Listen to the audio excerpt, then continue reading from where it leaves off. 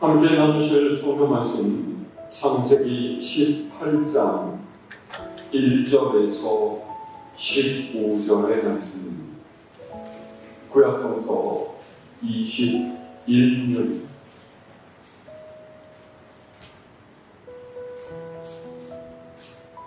제가 이제 여러분의 한 절을 외치도록 합니다.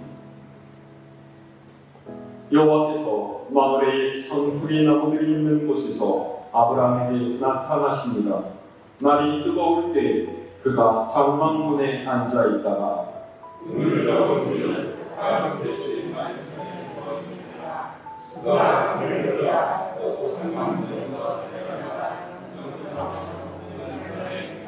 이르되 내 주여 내가 주께 은혜를 입어 싸우면 원하건대 종을 떠나 지나가지 마시옵고 물을 좀 가져오게 하사 당신의 뼈를 씻으시고 나무 아래에서 씻으소서. 내가 떡을 조금 가져오리니 당신들의 마음을 상쾌하게 하신 후에 지나가소서. 당신들이 종에게 오셨음이니이다. 그들이 이르되 네 말대로 그리하라. 아브라함이 그들이 조상한 먹어서 사라에게 거기 온갖 곳에 사람 가져다가 떡을 만들라. 아브라함이 또 가축대 있는 곳으로 달려가서 기름지고 좋은 송아지를 잡아 하인에게 주니 그가 급히 요리한지라. 아브라함이 어머니 손톱과 그와 하인이 요리한 송아지를 가져다가 그들 앞에 차려놓고 나무 아래에 모셔서내 그들이 먹으라. 그들이 아브라함에게 이르되 네 아내 사라가 어디 있느냐 대답하되 장막에 있나이다. 그가 이르시되 내 명함한데 내가 당신에게 명하오니 내 아내 사라에게 아들이 있으리라 하니 사라가 그의 장막에서 들었더라. 아브라함과 사라는 나이가 많아 늙었고 사라에게는 여성의 생리가 끊어졌는지라. 사라가 서로 웃고 이르되 내가 무엇을 알고 내 주인을 입었으니 내게 무슨 두려움이 있으리요. 여호와께서 아브라함에게 이르시되 사라가 왜 웃으며 이르기를 내가 늙었거늘 어떻게 아들을 낳으리요 하느냐. 너한테서 나이 못한 일이 있겠느냐. 내 아들이 이르되 내가 배고프나오니 사라에게 아들이 있으리라. 함께합니다. 사라가 두려워서 부인하여 이르되 내가 웃지 아니하였나이다. 이르시되 아니라 네가 웃었느니라. 아멘. 할렐루야.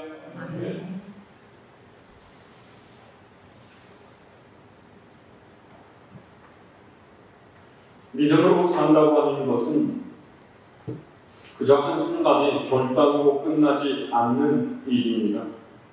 지속적으로 그 믿음을 지켜가기 위해서 몸부림쳐야 하고 수단 어려움 속에서도 그것을 이겨내 가기 위한 노력이 필요합니다. 믿음의 조상이라는 아브라함의 인생을 보면 이 사실을 매우 뚜렷하게 알 수가 있죠. 그가 75세의 늦은 나이로 일가 친척들과 함께 살던 하란을 떠난 것은 하나님의 말씀을 따른 행동이었습니다. 그렇지만 그 여정은 결코 순탄하지가 않았어요. 기근과 감옥을 만나서 일상의 삶에 어려움을 겪었으니 가축에게 먹일 물 때문에 조카 롯과 결별하는 아픔도 있었죠. 사로잡혀간 조카를 구하기 위해서 이방 족속들과 전쟁도 해야 했고 그로 인해서 공포와 두려움에 떨어야 했던 때도 있었습니다. 무엇보다 하나님께서 주신 약속을 온전하게 믿지 못하고 부인인 사라의 여종 하갈에게서 이스마엘을 낳았던 것은 그의 믿음의 여정에서 가장 잘못된 결정이었습니다. 왜냐하면 그 일 이후로 하나님께서는 아브라함과 13년 동안이나 이야기하지 않으셨기 때문입니다. 무엇이 잘못되었습니까? 아브라함은 원하던 아들을 얻었지만 그 대신에 그는 하나님 없는 세월을 살아야만 했습니다. 변칙적인 방법이었지만 그가 너무나 바라고 바래왔던 아들을 얻었는데 그 이후에 그의 삶이 그렇게 기쁘고 행복한 나날이 아니었다라는 겁니다. 오히려 본부인 사라와 첩인 하갈의 힘겨루기로 인해서 가정에 분란이 일어나죠. 우리가 알아야 할 것은 내가 기뻐하는 것을 하나님께서도 기뻐하시느냐라고 합니다. 내가 생각하기에 아무리 좋고 내 마음에 든다라고 할지라도 그것이 하나님께서 원하시는 것이 아니라면 그 인생은 하나님께로부터 벗어난 것이 될 수밖에 없습니다. 하나님의 요구에 내 삶을 맞추는 하나님의 뜻에 내 인생의 방향을 일치시키는 것이 진정으로 하나님을 믿고 따르는 이가 가져야 할 삶의 방식입니다. 내가 바라고 원하는 것보다 하나님이 내 삶에 더욱 필요합니다. 하나님이 나와 함께 하시는 더욱 중요합니다. 이런 고백이 하나님께서 우리에게 바라시는 모습입니다. 13년 동안 아브라함에게 침묵하셨던 하나님께서는 아브라함에게 내 앞에 행하여 완전하여라 말씀하시죠. 그리고 그 언약의 표시로 할례를 행하라 말씀하십니다. 할례는 내가 하나님의 것입니다. 하나님의 뜻대로 움직이는 하나님의 소유물입니다. 그런 뜻이죠. 아브라함은 기꺼이 하나님의 말씀에 순종해서 몸에 언약의 표시를 새겨 넣었습니다. 자, 그런데 오늘 18장의 말씀은 믿음으로 산다라는 측면에 또 다른 부분을 언급하고 있어요. 한마디로 하자면 믿음으로 산다라는 것은 남을 섬기는 인생으로 사는 것이다. 이런 것이죠. 오늘날 우리 대부분이 거주하는 아파트의 문화는 굉장히 폐쇄적이고 개인적인 삶의 양태를 만들어냈습니다. 집에 누군가를 초대한다라는 것을 이제는 부담스럽게 여겨요. 그래서 목회자가 교인의 집에 방문해서 함께 예배를 드리고 기도하는 신방마다 점점 어려워져 가고 있습니다. 사실 본래 우리 민족은 손님을 잘 대접하는 문화가 있었죠. 그래서 집마다 각각 사랑방이라고 하는 게스트룸이 있었고 손님이 오면 좋은 음식과 잠자리를 제공하면서 섭섭지 않게 대접하는 넉넉함을 가진 민족이었습니다. 그런데 이제는 서양 문화의 영향으로 그런 아름다운 전통들이 점점 사라져가고 있습니다. 사실 우리나라뿐만이 아니라 중동 지방의 문화에도 그런 게 있었는데 사막에서 생활하는 베두인들은요, 낯선 사람을 환대하는 것을 그들의 삶을 지켜가는 방식으로 삼고 있습니다. 사막에서 살아가다 보면 여러 가지 어려운 상황들에 처하게 될 때가 많죠. 물자가 부족한 사막에서 음식물이 떨어지거나 물이 고갈되고 한낮의 더운 열기나 밤의 차디찬 한비 때문에 건강에 이상이 생길 수도 있어요. 그러니 자신의 영역 안으로 들어온 나그네를 잘 대접하는 것은 훗날 자신이 나그네의 처지가 될 때, 그리고 어려움을 당했을 때에 다른 이에게 도움을 받을 수 있는 공생의 방법이라는 거죠. 그런데 성경의 말씀은 이것과는 좀 다릅니다.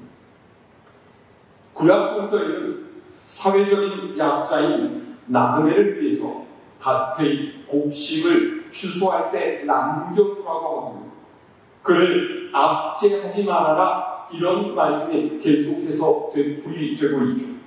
또 사도 바울 또한 손님 대접하기를 힘써라 라고 얘기했습니다. 이 모든 것들은 다 예수님께서 내 이웃을 네 몸과 같이 사랑하라 하신 말씀과 같은 뜻입니다. 다시 말해서 성경이 손님을 대접하고 이웃을 섬기라 라고 하는 것은 그것이 하나님께서 선하다라고 여기시는 믿음의 삶입니다. 그러니까 믿음으로 산다라는 것은 하나님께서 원하시는데 어려움에 빠진 이웃 돌보기를 주저하지 말고 그를 잘 대접하는 것이다. 굉장히 직설적으로 이야기하고 있는 것입니다. 자, 우리 오늘 말씀 1절에서 5절까지를 다시 함께 읽어볼까요? 1절로 5절의 말씀. 시작. 여호와께서 마므레 성수리 나무들이 있는 곳에서 아브라함에게 나타나시니라. 날이 뜨거울 때 그가 장막문에 앉아있다가 눈을 들어본즉 사람 셋이 맞은편에 서 있는지라. 그가 그들을 보자 곧 장막문에서 달려나가 영접하며 몸을 땅에 굽혀 이르되 내 주여 내가 주께 은혜를 입어 싸우면 원하건대 종을 떠나 지나가지 마시옵고 물을 조금 가져오게 하사 당신들의 발을 씻으시고 나무 아래에서 쉬소서. 내가 떡을 조금 가져오리니 당신들의 마음을 상쾌하게 하시노니 지나가소서. 당신들의 종에게 오셨음이니이다. 그들이 이르되 네 말대로 그리하라. 아멘. 1절은 아주 명확하게 여호와께서 아브라함에게 나타나셨다라고 말하고 있습니다. 그런데 2절을 보면 아브라함이 맞은편에 있는 사람 셋을 보았다라고 하죠. 무슨 말입니까? 하나님께서 사람의 모습으로 나타나셨다라는 거예요. 하나님께서 사람이 되어 오신 것은 예수님밖에 없다고 생각을 했는데 우리가 잘못 알고 있는 것입니다. 이 표현은 구약성서에서 굉장히 흔히 나타나는 표현인데 하나님의 명령을 받은 사자, 즉 천사들이 나타났을 때도 성경은 하나님께서 나타나셨다라는 표현을 많이 쓰고 있습니다.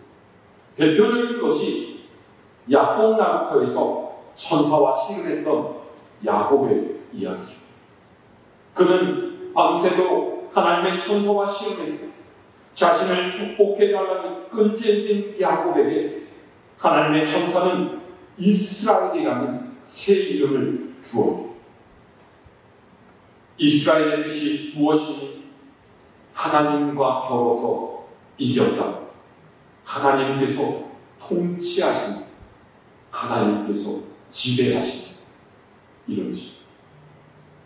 이 사건이 기록된 창세기 32장을 보면 마치 하나님께서 사람의 모습으로 나타나셔서 야곱과 겨룬 것처럼 보이지만 사실은 하나님이 아니라 그분께서 보내신 천사입니다.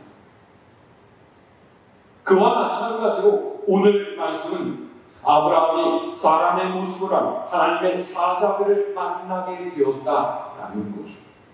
자, 그런데 때가 언제라고? 날이 뜨거울. 그러니까 아마 하루에 가장 더운 시간이 정오나 그 무렵이었을 거예요. 보통 중동의 사람들은 너무 더운 이때에는 일을 하지 않고 집이나 더위를 피할 수 있는 장소에서 쉽니다.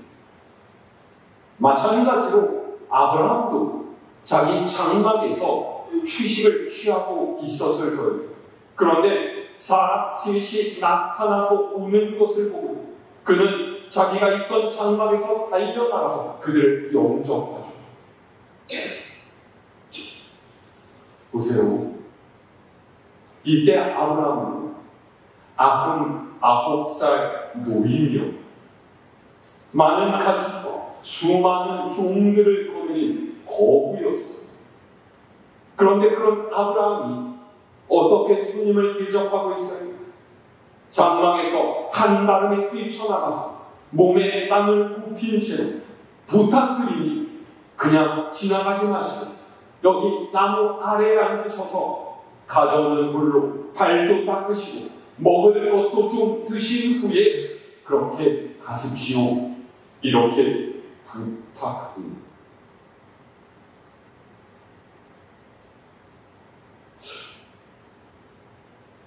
우리로서는 좀 잘 이해가 안 될 법해요. 아니 뭐 이렇게까지 할 필요가 있었을까요? 그들이 아브라함에게 와서 우리가 먼 길을 오느라 피곤하니 쉴 곳을 좀 내어주고 물도 좀 주십시오. 뭐 이렇게 부탁한 것도 아니고 왜 아브라함이 이렇게 낮은 자세로 이들을 맞이했겠습니까? 도대체 이 사건이 성경에 기록되어 있는 이유가 무엇이겠습니까? 저는 이 이야기가 하나님께 순종하며 믿음으로 살기를 다짐하고 할례를 받았던 아브라함의 변화가 드러난 사건이라고 생각합니다.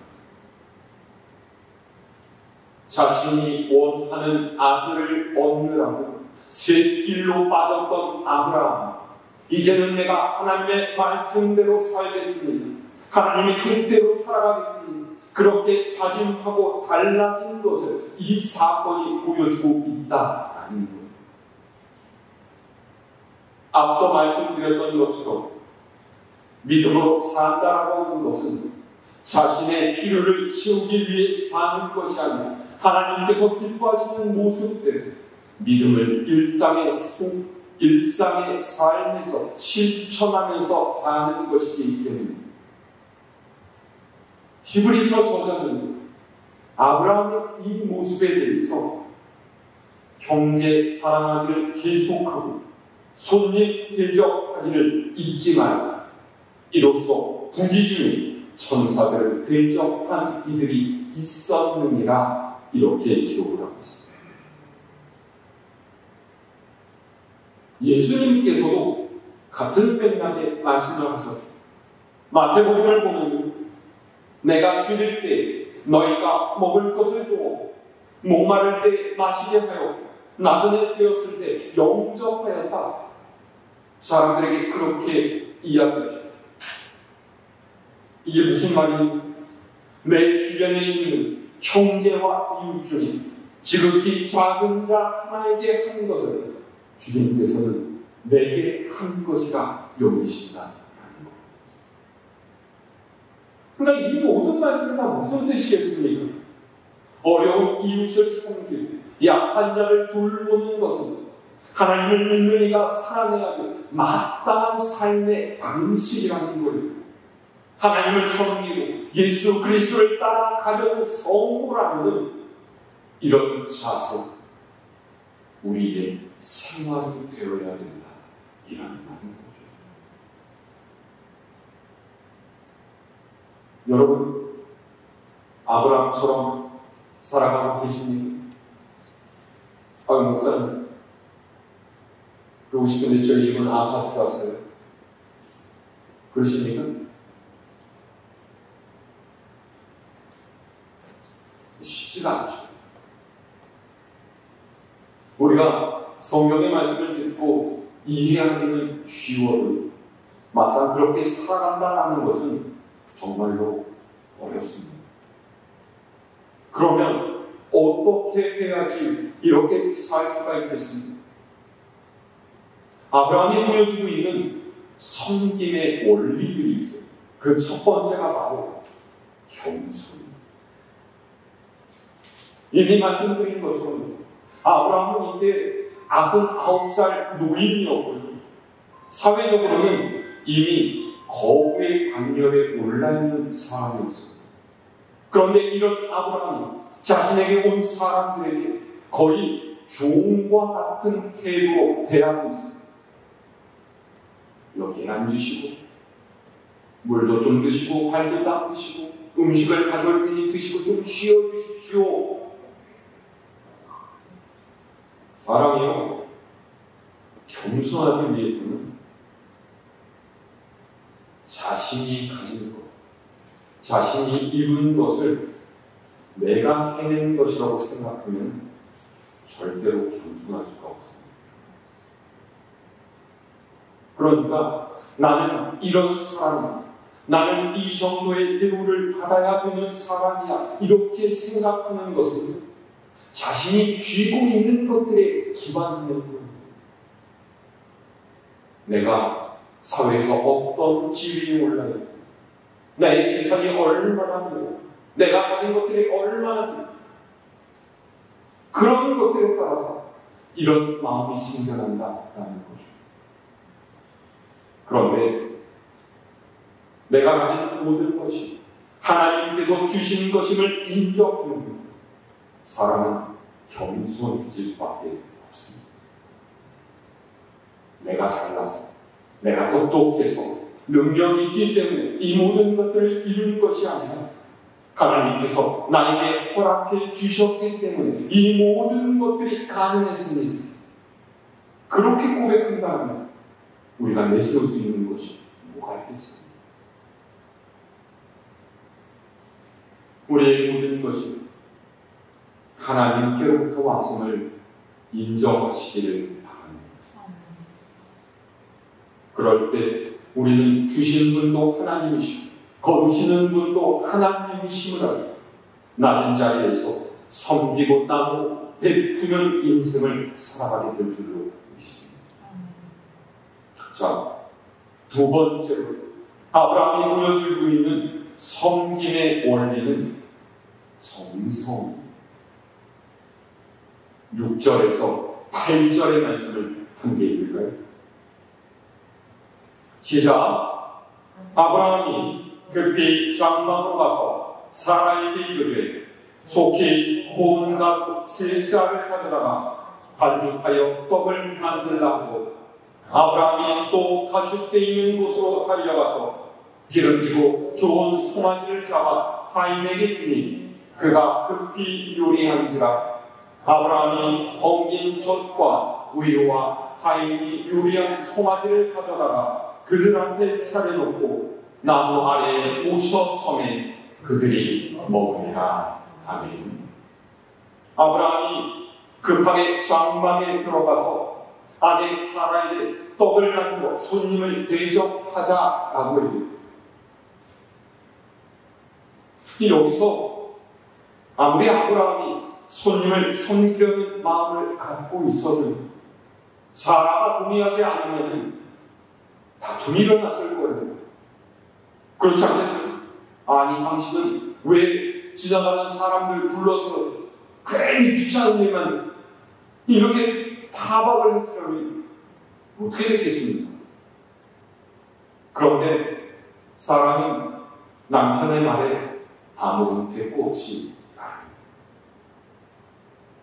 그리고 아브라함은 가축대가 있는 곳으로 달려가서 좋은 송아지를 잡아다가 요리하게끔 했습니다. 와, 보세요. 손님은 세 사람인데 음식의 양이 어마어마해요. 고운 가루 세 쌍인데 지금으로 따지면 9배. 그러니까 18리터 정도예요. 어마어마한 양인 거죠. 떡을 만들면 얼마나 많겠습니까? 게다가 아브라함이 세 사람을 위해서 양도 아니고 영수도 아니고 송아지를 잡았어요. 이렇게 생각할 때, 야, 그건 너무 과한 것 아니냐? 그렇게 여겨지지 않겠습니까? 근데 저는 지금, 야, 아브라함이 손이 크네. 이런 이야기를 하려고 하는 게 아니에요. 아브라함은 충분히 그렇게 대접해도 될 만한 부자였어요. 그런데 아무리 재물이 많이 형편이 된다라고 해도 다 베풀고 나눌 수 있는 것이 아닙니다. 40평, 50평, 60평 넓고 좋은 아파트에 살아도 귀찮은 것 싫어하고 대접하는 것 부담스러워하는 사람은 절대 이렇게 섬기지 못해요. 섬김이 삶의 습관이 되지 못하면 이렇게 할 수가 없는 거죠. 더구나 아브라함이 아내 사라와 함께 손님 대접하기를 힘썼다라는 것은 그 가정이 믿음으로 건강한 가정, 말씀을 삶에서 행하려고 애쓰는 가정이었다라는 것을 우리에게 보여줍니다.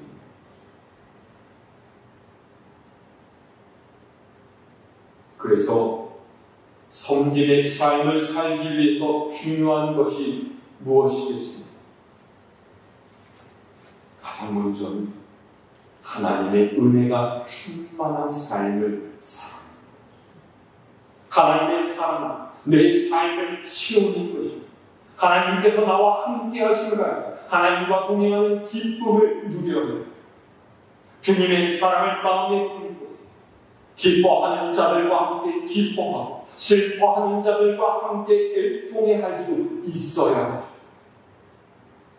내가 낳은 것은 모두 하나님의 은혜로 된 것이라는 사도 바울의 신앙 고백이 내 것이 되어야 합니다. 그것이 우리를 향하신 하나님의 뜻을 따라 섬기는 삶을 살아가는 성도의 자세히 말할 수 있습니다. 아브라함의 접대를 받은 천사들은 하나님의 약속의 말씀을 전해줍니다. 자, 9절에서 10절 말씀 읽어볼까요? 시작. 그들이 아브라함에게 이르되 네 아내 사라가 어디 있느냐 대답하되 장막에 있나이다. 그가 이르시되 내년 이맘때 내가 반드시 네게로 돌아오리니 네 아내 사라에게 아들이 있으니라 하시니 사라가 그 길 장막 문에서 들었더라. 아멘. 하나님의 사람은 내년 이맘때 다시 아브라함을 찾을 때 아내 사라가 아들을 낳았을 것이다 이야기를 합니다.